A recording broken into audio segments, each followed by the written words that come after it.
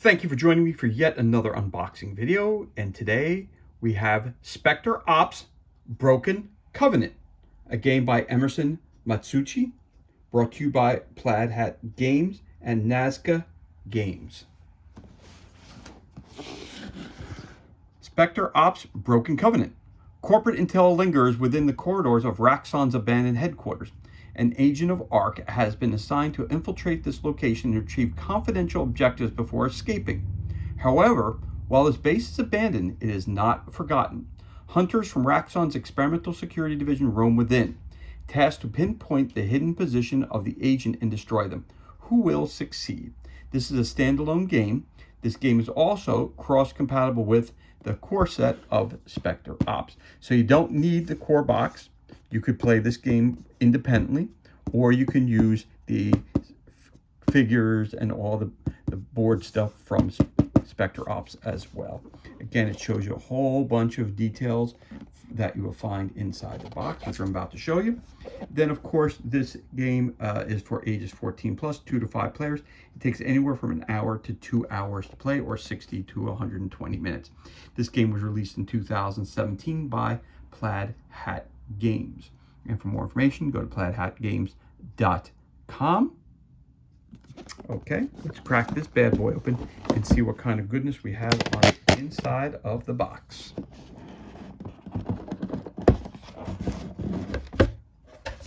Okay, really digging, just real quick, really digging that artwork. Really awesome. Okay.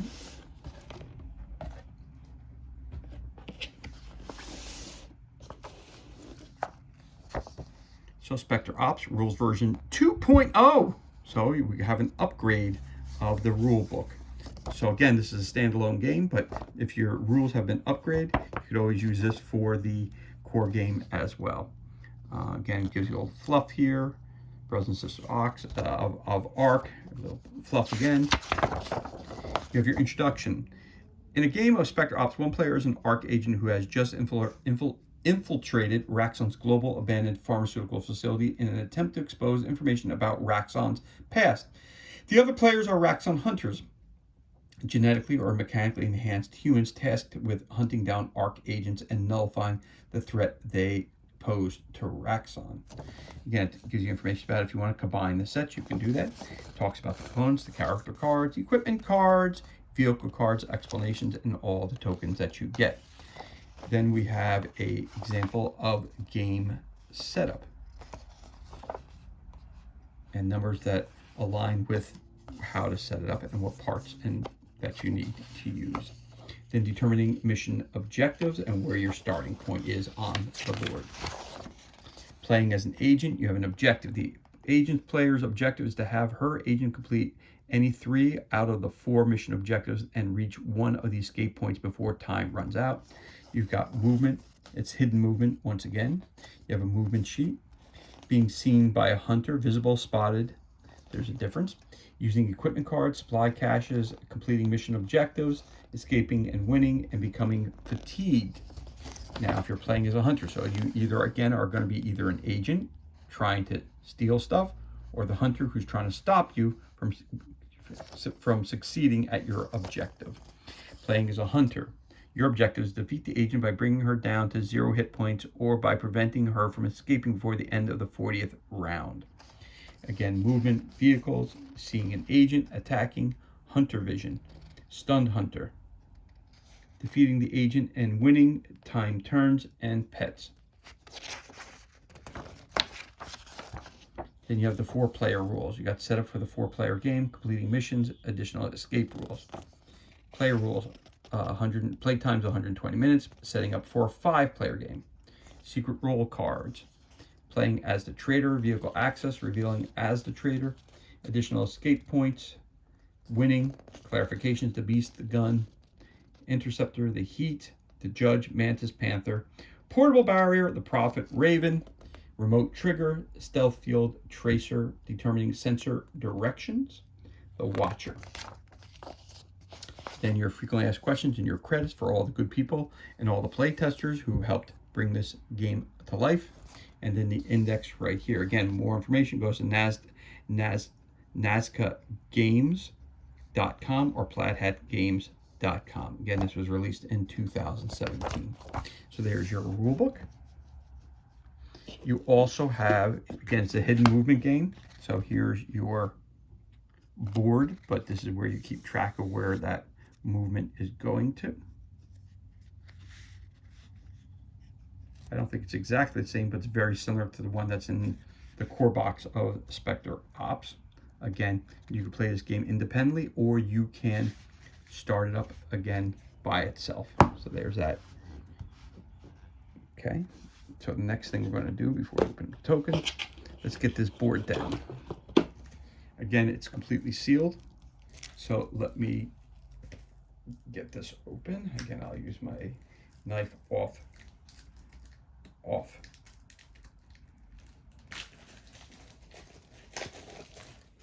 camera so that if I get hurt, no one has to see it.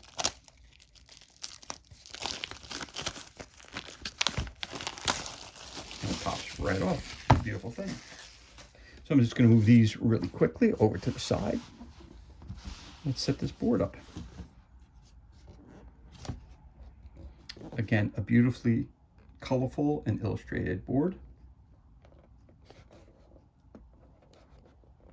Again, all these numbers here and letter and number combinations coincide with the movement tracker sheet, which is right here. So if I look down here, so this is W32. W32 would be right down here. Again, you have a total of 40 rounds to find the spy.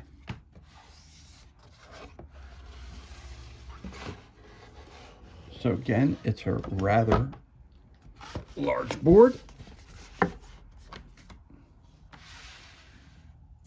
but it is, I gotta tell you, it is a beautiful looking board. And as you can tell, it just pops on the screen.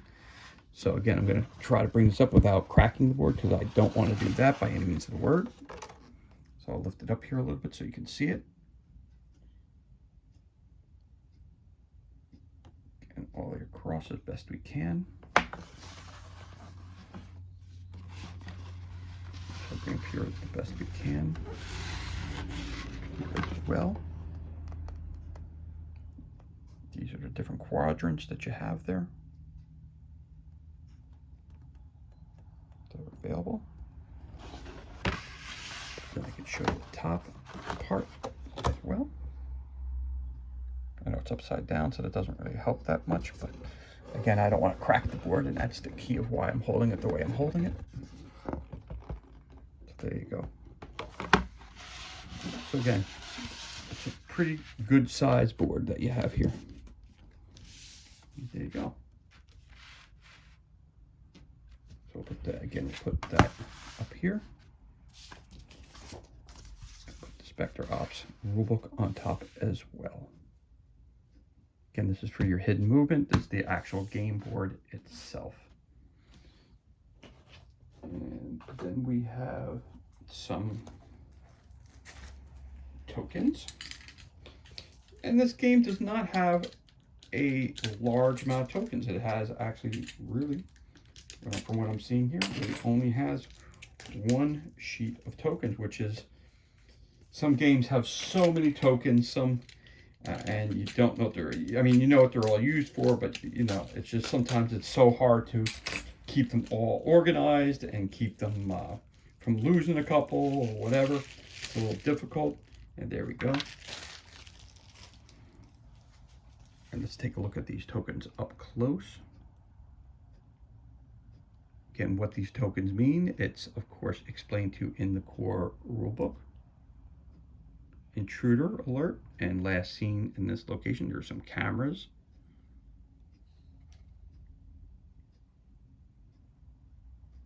Looks like a dog, looks like. Again, these are, it's a hidden movement game, so this might be where they were last seen. Again, nice tokens, they come out easily. They come out cleanly and they go right back in the same thing, so you know it's a high quality token. They're not the thickest of tokens, but they're good quality. So there's your one sheet of tokens.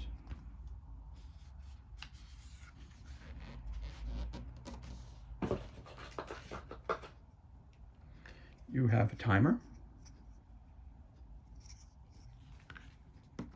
Nice cool sand timer, I like that. You got a deck of cards. Looks like your character cards, possibly. So we got these. All the fronts, backs, depending on the way you want to look at it, are the same. So then you have here, Boost, Agent, Adrenaline Surge. Do not reveal this card. This turn you may move up to 6 spaces. Rotate this card 90 degrees to show that it has been used. Grenade, Flashbang. It's an agent. Reveal this card. Place the Flashbang token on the board up to 4 spaces away from your agent's location. All hunters that can see the token lose their vision until the start of their turn. If your agent is visible at the start of the turn, place it on the board. Smoke Grenade. Ooh, look at that cool artwork right there. Reveal this card. Place a Smoke Grenade token up to 4 spaces away from your agent's location until the end of your next turn. All spaces within 1 space of that token block line of sight, but not movement. Agents sharing a space with a hunter are still visible to that hunter. You got a Stealth Field. Do not reveal this card until the start of your next turn. Your agent is only visible if it is within 2 spaces of a hunter. Rotate this card 90 degrees to show that it has been done. Okay. It's a device. Proximity Mine. Do not reveal this card. Mark M on a space up to 2 spaces away from your location. At the start of your turn, if there are 1 or more hunters within 4 spaces of the marked space, reveal this card and stun those hunters. EMP Grenade. Reveal this card. Choose a vehicle within 4 spaces of your agent. Hunters cannot move the chosen vehicle or use its special ability until the beginning of your next turn. Concussion Grenade. Reveal this card and place the Concussion Grenade token within 4 spaces of your agent. Each hunter that is adjacent to the grenade must roll a die.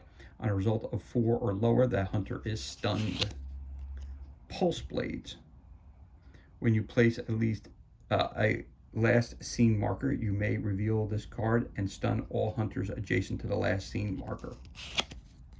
Remote Trigger. Do not reveal this card. When completing an objective, you may reveal the objective has been completed on your following turn instead of this turn. Mind Trap. Reveal this card at the start of your turn. Hunters must declare where they will move on their next turn. On the hunter's next turns, they must move where they declared. Smoke Dagger. Reveal this card. Choose a hunter within 4 spaces. That hunter loses vision until the end of the turn. Med Kit, of course, reveal that card at the start of your turn and restore 1 hit point. You may only move up to 2 spaces this turn. There's another Med Kit. How about a Flare? Reveal this card and choose a hunter within 4 spaces of your agent. Choose a direction, north, south, east, or west. The chosen hunter has vision in the chosen direction until the beginning of their next turn. Portable Barrier. Reveal this card and place the barrier token on the board within 3 spaces of your location. The barrier is treated as a structure. When a hunter ends his movement adjacent to the barrier, remove the barrier token. There you go. So those are item cards, obviously. Put those over here. And they come with a nice little baggie.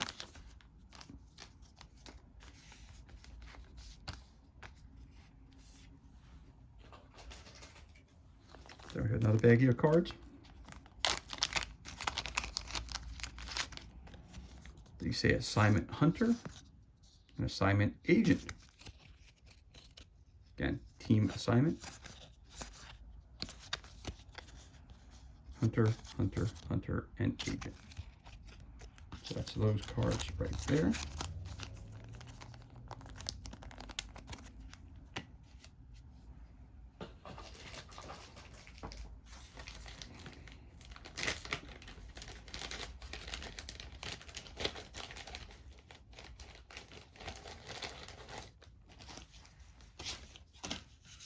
Okay, we have the Tracer and the Interceptor. So move 12 places. That's obviously a type of vehicle, and this is a different kind of vehicle. Optic Alarm. Where When there are no hunters in the vehicle, the optic alarm is automatically activated. If the agent moves into or through line of sight of the vehicle, the agent must announce that the vehicle alarm has been triggered. The puppet. If the puppet is in play, the puppet has vision as though he's inside the vehicle. So we have one vehicle called the interceptor, and then we have the tracer. Motion sensor. If the hunter starts his turn in this vehicle, instead of moving the vehicle, the hunter may use its motion sensor. When using the motion sensor, if the agent moved 3 or more spaces on its last turn, the agent player must announce which direction the agent is relative to the vehicle. So you have the interceptor and you have the tracer. This one moves 10 spaces. This one moves 12 spaces. So that's cool.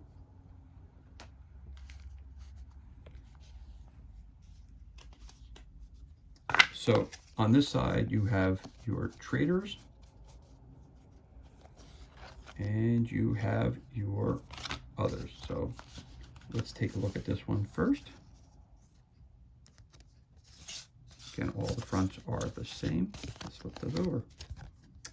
Mantis, Blade Strike. When you place a last seen marker adjacent to a hunter, roll a die. On a result of 3+, Mantis stuns that hunter.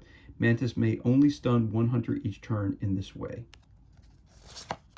You have Raven, Omen. At the start of your turn, you may choose one of the hunter's abilities. The chosen ability is disabled until the start of your next turn. When you use Omen, Raven becomes fatigued. Panther, Shadow Step. When placing your last seen marker, if the Panther moved 3 or fewer spaces, you may place it in a space adjacent to where it would normally be placed. And Fox, Dash. Fox may move up to 5 spaces on her turn. When you use Dash, Fox becomes fatigued. So these are your agents. 4 choices.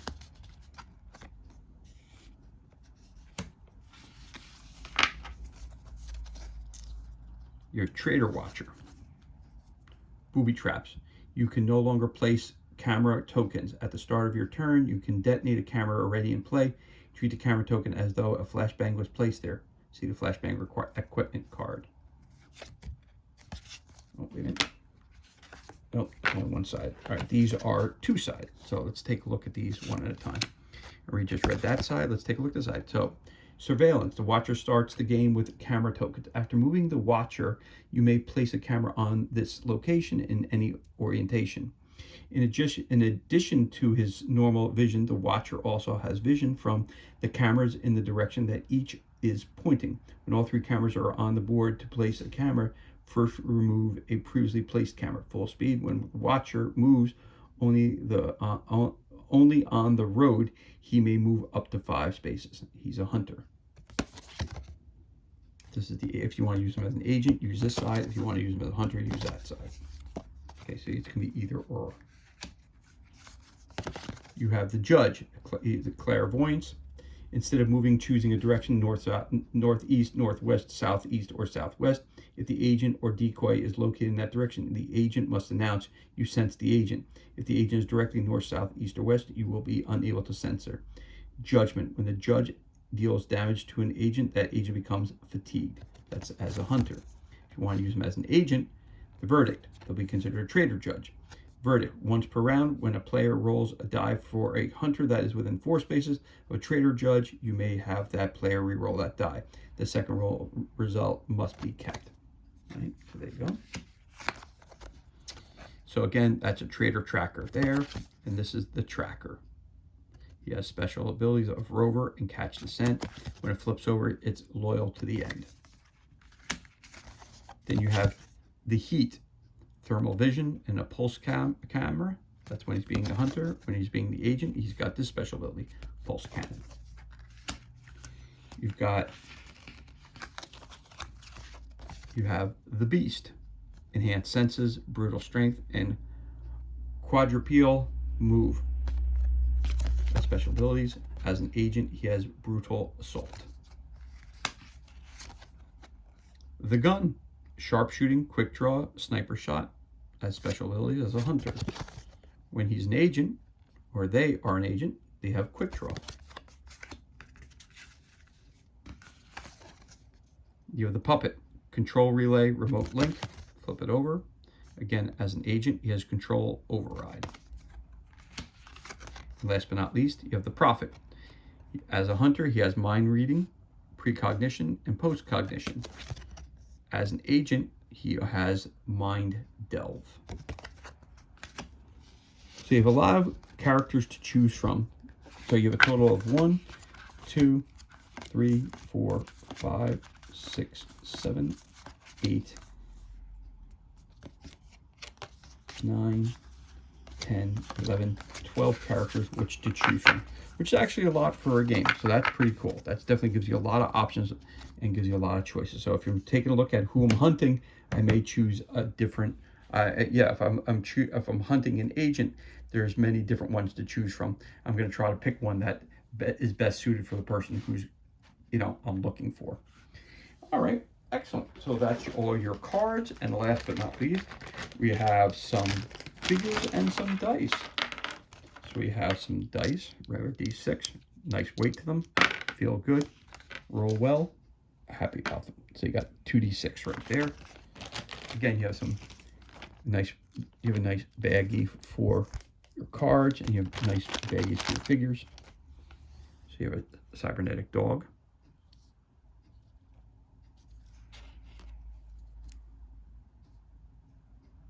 Really beautiful sculpts.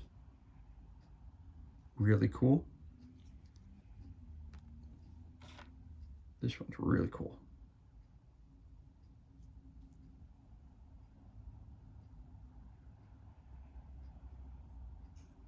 Very, very cool.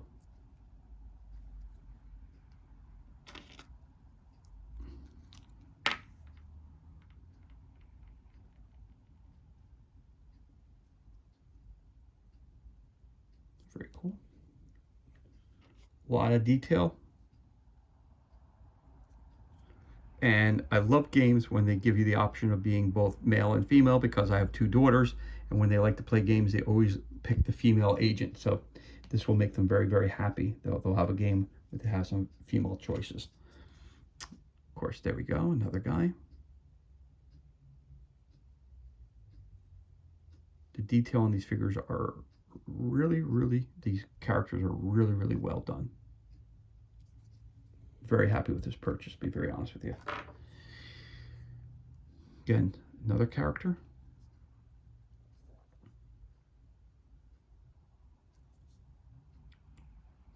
Really awesome looking.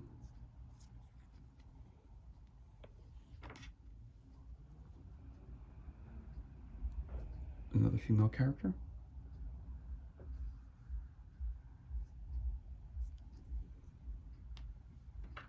And last but not least,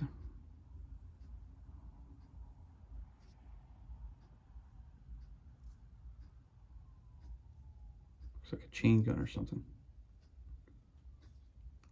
Lots and lots of detail. When he gets painted up, it'll look really awesome. So there you have him. Awesome. So there you have it. This is everything that's included. Oh, wait a minute. Sorry about that. I also have some of these here, it says. Not sure what these are for. It looks like they look like stickers. They look like stickers. Maybe there's some mistake or something. I don't know what this is. I have to look that up on the in the rule book. Not sure what this is. It says 1, 2, 3, 4, 5, 6, 7. Oh, okay, it says visit plaidhatgames.com/BC errata for corrected placement of numbered stickers. So yeah, so these have to go down on the board somewhere to make a correction on the board. Okay, no big deal. So that's awesome. I'm glad that's in there as well. Okay, so as we're saying, this is everything that's included, and this concludes our unboxing of Specter Ops Broken Covenant, a game by Emerson Matsuuchi, brought to you by Plaid Hat Games and Nazca Games. For more information about this game, go to nazcagames.com or plaidhatgames.com. And as always, thank you so much for joining me for this unboxing video. I hope you enjoyed it. If you did, you could always leave a comment and give us a thumbs up. You could also hit that subscribe button. This way you're kept up to date as to any time we release new content to the page. As always, thank you so much for joining us. Be safe, be well. Enjoy the remainder of your day. I will catch you on the next unboxing video.